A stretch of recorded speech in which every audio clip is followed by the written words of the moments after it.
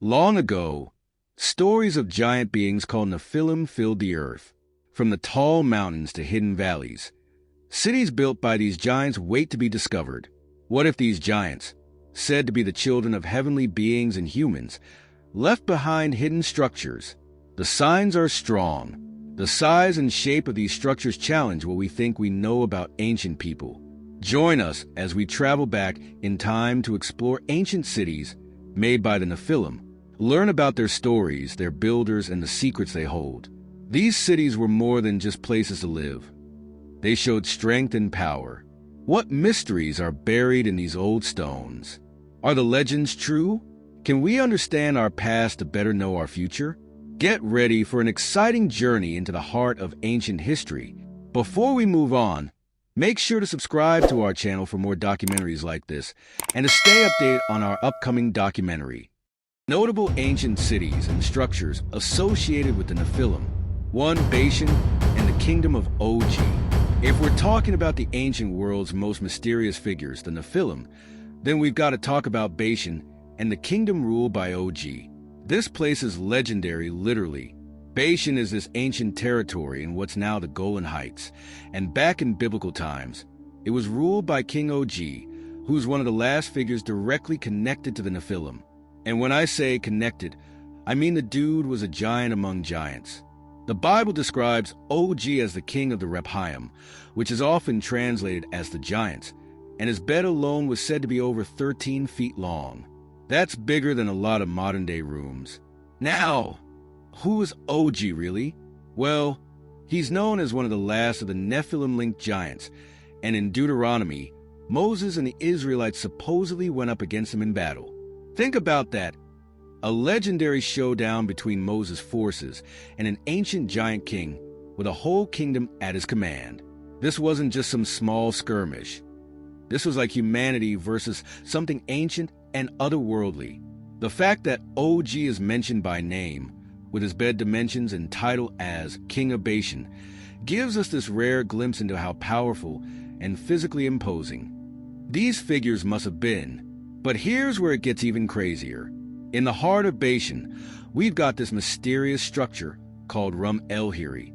This site is known as the Stone Heap of the Wildcat in Arabic, but archaeologists call it the Wheel of Giants. It's a massive megalithic stone formation made up of concentric circles with a central mound. And get this, it dates back to around 3000 BC, which makes it roughly 5,000 years old. Picture Stonehenge, but in the Middle East and even more ancient. The stones are arranged in this intricate pattern that seems to have astronomical alignments, and nobody really knows who built it or why. So why is Rum El-Hiri so often linked to the Nephilim? Well, this is where history, legend, and archaeology start to blend together. Bashan itself was considered the land of giants in ancient texts, a place feared and respected. The Bible even describes it as a region inhabited by the Rephaim, and in later Jewish and Middle Eastern lore, Bashan is described as a territory haunted by spirits or shades of giants. So, Rum El-Hiri fits into this landscape as a place where ancient people might have held rituals or connected with forces they consider divine or otherworldly. It's like a Nephilim headquarters, if you will. And then there's the structure itself. The outermost ring is over 500 feet in diameter, and some of the stones weigh over 20 tons. Think about that. 20-ton stones, stacked and arranged in perfect circles, thousands of years before cranes or advanced tools. Whoever built this knew exactly what they were doing. And there's a theory that Rum El-Hiri was built not just as a burial site, but as an astronomical observatory. Some archaeologists think the site's layout aligns with the solstices, and possibly with certain constellations that would have been visible to ancient people. It's like a prehistoric calendar that doubles as a potential spiritual site. Now, does that mean the Nephilim literally built it? Maybe, maybe not. But what it does show is that the people of Bashan, Og's people, the Rephaim, or whoever lived there, were capable of incredible things that modern archaeology still can't fully explain. We can't ignore that this kind of engineering hints at a level of knowledge, maybe even power, that was considered almost supernatural. And whether you believe that giants actually built Rum El-Hiri or not, The fact that it exists in the same land associated with Nephilim legends is pretty mind-blowing. 2. Baalbek, Lebanon. Let's head over to Baalbek in Lebanon. This ancient city is home to one of the most jaw-dropping archaeological mysteries in the world. The site is known for its massive temple complex, and within it, there's something called the Temple of Jupiter, which was part of this grand structure built by the Romans. But what really blows people's minds are the colossal stone blocks at its foundation, blocks that seem like they belong in a legend more than in real life. I'm talking about stones that weigh up to 1,200 tons each. Just to put that in perspective, that's like stacking hundreds of cars on top of each other, all in one stone. These stones, called the trilithon, are among the largest ever used in construction, and they're so big that even today, we'd have a hard time moving them with our best technology. And here's the kicker. No one really knows who cut, moved, or placed them there. Some suggest the Romans did it. But even they didn't have the kind of heavy machinery we'd need to pull that off. When you look at Baalbek, the precision of the stonework is insane. These stones fit together so tightly that even a sheet of paper can't slip between them. It's the kind of craftsmanship that leaves you scratching your head, wondering how ancient builders, without cranes, without hydraulics, could have accomplished something that would be challenging even by today's standards. And this isn't just 1 or 2 blocks. The whole foundation of the complex is built on these enormous stones. So, here's where it gets interesting. Local legends say that the construction of Baalbek wasn't just done by humans. In fact, there's a strong tradition in the area that the site was built by giants, beings with superhuman strength who could lift these enormous stones as if they were toys. According to one legend, the biblical King Solomon himself commanded giants to help build this place. The idea is that Solomon, who's known for his wisdom and supposed control over mystical forces, actually summoned the help of these massive beings to construct this awe-inspiring site. And these legends aren't just modern folklore. They go back centuries, to a time when people genuinely believed giants roamed the earth, and that Baalbek was either a fortress or a gathering place for these beings. The name Baalbek itself is derived from the ancient god Baal, a powerful figure in the region's mythology. Baal was often depicted as a god of thunder and storms, a deity of raw power. And maybe the site was built as a kind of temple or stronghold honoring him, a place that would fit the giants and other larger-than-life figures associated with him. What's wild is that Baalbek has drawn attention from researchers and theorists all over the world, who've all tried to figure out if there's something unique about this site, some technology or technique that ancient builders could have used to move these megalithic stones. Some people think the stones were moved using sound waves or anti-gravity technology, which sounds like sci-fi, but it tells you just how baffling these stones are. Others say that Baalbek's builders had access to some lost form of technology or knowledge that we just don't understand today. Then, there are the giant myths. When you're dealing with stones as big and legends of giants building them, it's easy to see why people think there might be a connection to the Nephilim. Baalbek feels like one of those places that sits on the edge of myth and reality, like a meeting point between the human world and something bigger, maybe even otherworldly. This site isn't just a piece of architecture. It's almost a riddle. Every stone, every block seems to be whispering that there's more to this place than meets the eye. 3. Jericho's massive walls. All right, let's talk Jericho. A city with walls so infamous they practically become a symbol of resilience and mystery. Jericho's walls are some of the oldest fortified structures in human history. Archaeologists have dated the city back over 10,000 years, which is mind-blowing. We're talking about a city that predates the Pyramids, Stonehenge, and even most known civilizations.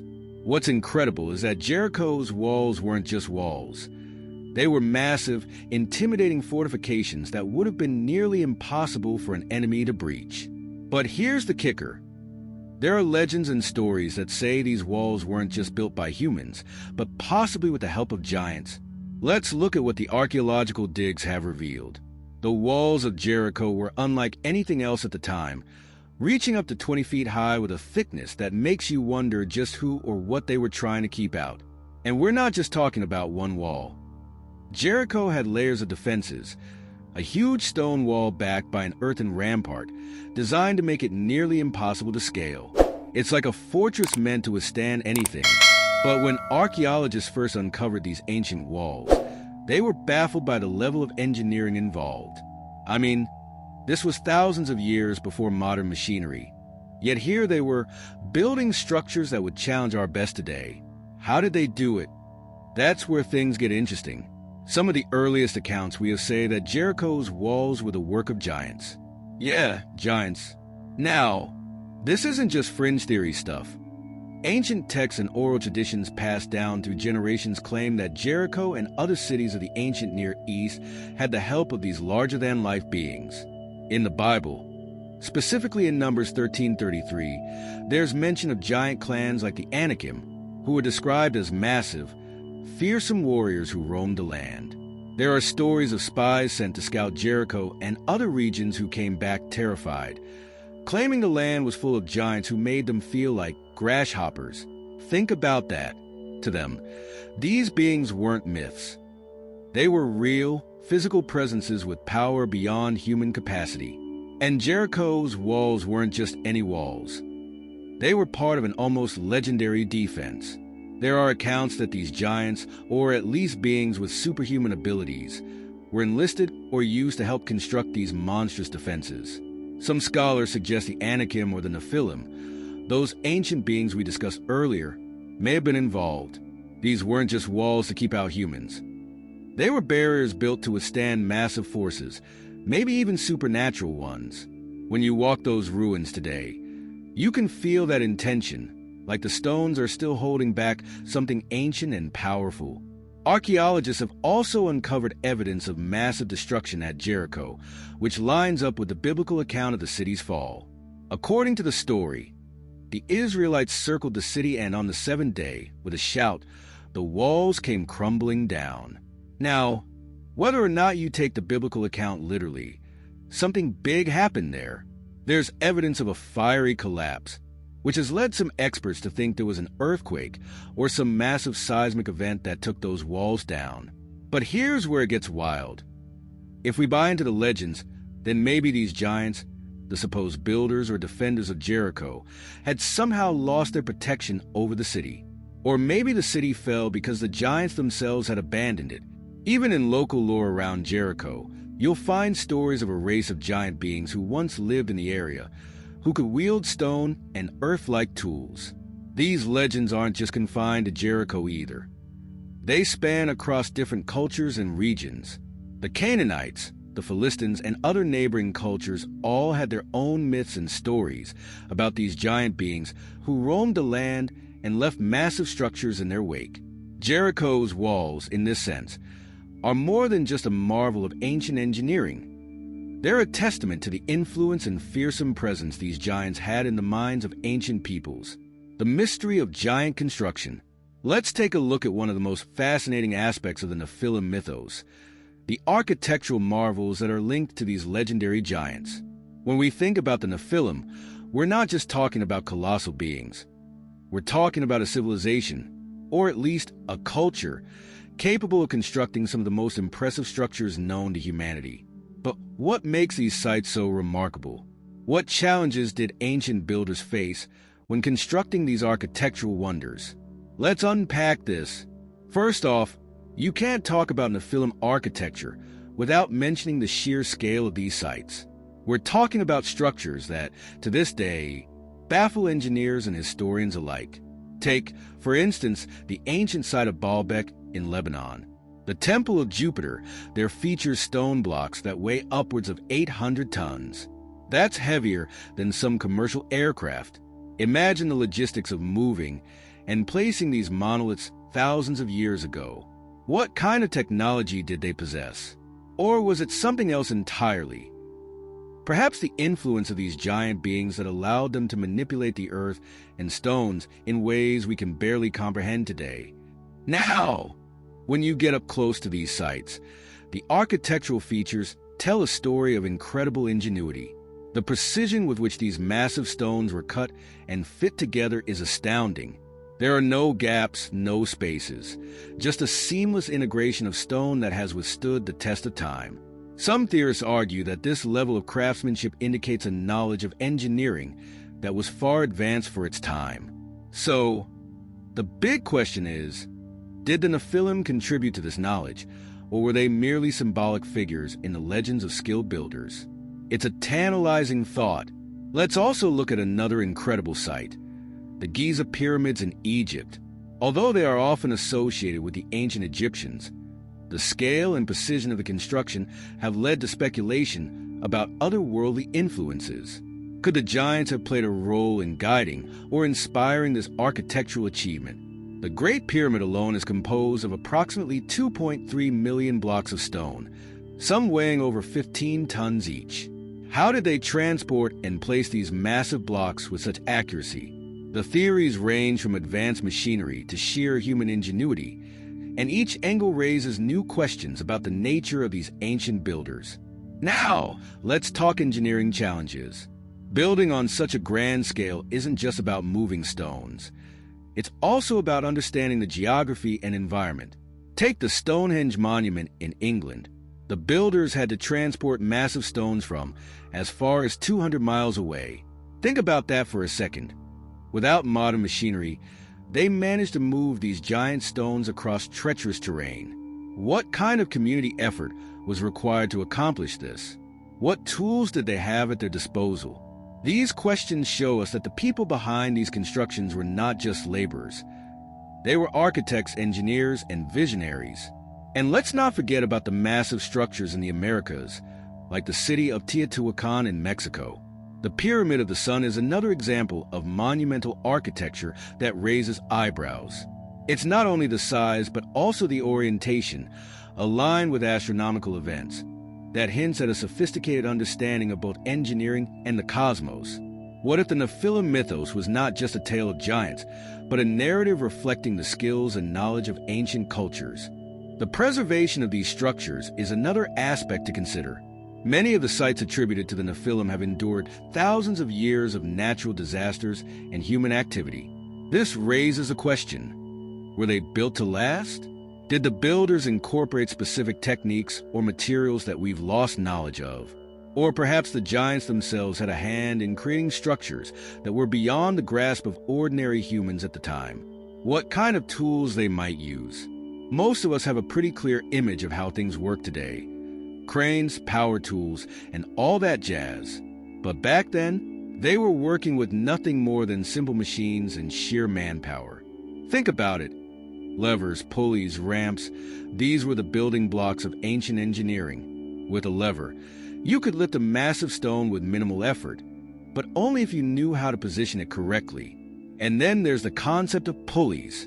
Imagine how much easier it would be to lift heavy stones if you had a few simple ropes and a basic understanding of physics. It's not rocket science, but it's still pretty impressive for the time. Let's take a closer look at specific structures to see these techniques in action. Take the Great Pyramid of Giza, for example. It's not just about stacking stones on top of each other. It's about how they got those stones up there in the first place.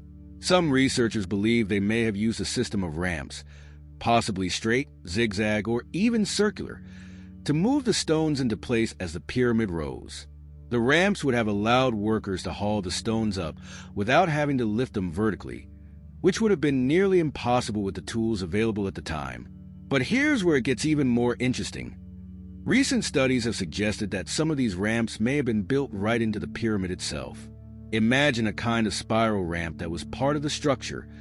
Once the pyramid was complete, the ramp could be dismantled, leaving behind this majestic monument with no visible signs of how it was constructed. It's ingenious, and it raises more questions about the intelligence and capabilities of those ancient builders. Then there's Stonehenge, another marvel that sparks curiosity. The massive sarsen stones used in its construction weigh around 25 tons each. How did they manage that? Some theories suggest that the builders may have rolled the stones on logs or used sleds lubricated with water to reduce friction. The logistics of moving these massive blocks from the Marlborough Downs, more than 20 miles away, is a staggering feat. The precision with which they were placed also hints at a level of understanding of architecture and astronomy that we often underestimate in our view of prehistoric peoples. Now, let's not forget about the fascinating site of Göbekli Tepe in Turkey. This place dates back to around 9600 BCE, and it's considered one of the oldest known temples. The stones here are not just big. They're intricately carved and arranged in a circular pattern. How did they transport and erect these massive T-shaped pillars without the technology we have today? The prevailing theory is that they used a combination of teamwork, simple tools, and perhaps a rudimentary understanding of levers and fulcrums to raise the stones into an upright position. It challenges our understanding of societal development. Instead of the common narrative that agriculture led to civilization, here we see a culture capable of monumental construction long before they settled down. We've been talking about the incredible feats of ancient construction, those colossal pyramids, the massive stones of Stonehenge, and the mysterious megaliths at Göbekli Tepe. But how do those ancient methods stack up against what we know today? To really get into this, we're going to hear from some experts in the field, architects and engineers who have dedicated their careers to understanding the how and why behind these monumental structures. A group of architectural historians who specialize in ancient building techniques have been studying the pyramids for years, and they bring up some intriguing points. One of the first things they mention is the sheer scale of the Giza complex. We're talking about over 2 million stone blocks, some weighing as much as 2.5 tons each. How on earth did they transport and position these stones with such precision? Experts argue that while the logistics seem overwhelming, they might have had methods we can only begin to guess at today. They emphasize that it's not just about the tools. It's about the organization of labor and the societal structures that allowed for such massive projects. Now, let's compare that to modern engineering techniques. While we have cranes and advanced machinery at our disposal today, there's a lot we can learn from the efficiency of ancient methods. For instance, many ancient builders relied on simple machines, levers, pulleys, ramps, because they understood the principles of physics, even if they didn't label them as such. In many cases, those ancient techniques might have been just as effective as the modern machines we use, especially when you consider the manpower they had at their disposal. It's interesting to consider that many of these ancient sites were built without the precision tools we have now. Modern construction relies heavily on technology, laser measurements, computer modeling, and materials that can withstand enormous stress. But think about the pyramids. They were built to align perfectly with the stars and the cardinal points. Experts suggest that their understanding of astronomy played a key role in their construction methods, indicating a level of knowledge that we often underestimate. But then we run into another fascinating point: the cultural significance behind these structures. They weren't just buildings. They were statements. Modern architecture often lacks that kind of cultural imprint. Today, we might be more focused on efficiency and cost-effectiveness, while ancient builders poured their beliefs and identities into their work. The Great Wall of China, for instance, wasn't merely a defensive structure. It was a manifestation of the strength and unity of a civilization. That adds a layer of meaning that modern architecture sometimes misses. Let's not forget about the comparison of materials used then and now. Modern engineers are experimenting with high-tech materials like carbon fiber and ultra-high-performance concrete. But ancient builders relied on locally sourced materials, stone, mud, and clay. This brings up the question: could those ancient materials have had properties we're still not fully aware of? There's a theory that the limestone blocks used in the pyramids might have had some sort of bonding agent that enhanced their durability. Researchers are continuously looking into these materials to understand their longevity and resilience. It's an area ripe for exploration. There are credible theories suggesting that there were once societies that were far more advanced than we give them credit for. You've got places like Atlantis, which has been a subject of intrigue for centuries. Plato wrote about it over 2,000 years ago, describing a powerful civilization that ultimately fell into decline. It's one of those stories that feels like it could be more than just a myth. What if there were actual remnants of this civilization waiting to be discovered beneath the ocean or hidden in the depths of the earth? But the intrigue doesn't stop there. Take the Nazca Lines in Peru. These massive geoglyphs can only be fully appreciated from the air, leading some to speculate that ancient civilizations had access to aerial technology. Who were these people who could create such massive artworks, and what purpose did they serve? Were they markers for something more significant, or did they have a practical use that we just don't understand? It's an enigma that challenges our perceptions of what ancient cultures were capable of. Now, let's shift gears and look at technological anomalies that make us question the current understanding of ancient construction methods. Consider the Great Pyramid of Giza again. It's not just that it's massive, it's how it was constructed. We're talking about precision engineering that aligns with the cardinal points, with stones so finely cut that you can't even fit a razor blade between them. How did they do this? Some argue that the techniques used were advanced, and may even involve lost technologies that have never been fully understood. Then there's the idea of the ancient Egyptians using something akin to advanced acoustics to lift massive stones. It sounds far-fetched, but there's research suggesting that sound waves could have been used to reduce friction and make heavy lifting much easier. This isn't just a sci-fi fantasy. It's based on principles of physics that are well documented. If they had access to this knowledge, it opens up a whole new realm of possibilities regarding their construction capabilities. Let's not overlook the discoveries of ancient machinery or tools that seem out of place for their time. Take the Antikythera mechanism, for example. It's an ancient Greek device often regarded as the world's first analog computer, used to predict astronomical positions and eclipses. It dates back to around 150 to 100 BC, yet it's so sophisticated that it wasn't replicated until the 18th century. What else did they know that we've since forgotten? And who's to say this wasn't part of a larger tapestry of technological knowledge that extended far beyond what we consider normal? When we look at other cultures, like the Sumerians with their advanced mathematics and the Mayans with their astronomical alignments, we see a consistent theme of impressive intellectual achievement that seems to transcend what we typically credit them for. These weren't just primitive societies. They were complex civilizations with deep knowledge of the world around them. As we wrap up this exploration of Nephilim cities and their legacy, it's essential to take a step back and ponder what this all means for our understanding of history and humanity. Think about it. These stories of giants, incredible structures, and colossal beings challenge the way we view history. They raise profound questions about our past. Questions that might seem absurd at first, but hold deeper truths. What if these beings did walk the earth? What if their influence shaped civilizations in ways we're only beginning to comprehend? The implications are staggering. The blending of myth and history is something that has always fascinated me. Myths often serve as a reflection of the values, fears, and hopes of the cultures that create them. In the case of the Nephilim, we're looking at a blend that speaks to humanity's. Thanks for watching. If you enjoyed this video and want to uncover more hidden scriptures with us, don't forget to hit that subscribe button and turn on notifications. We've got even more insightful content coming your way, and you won't want to miss it. See you in the next one.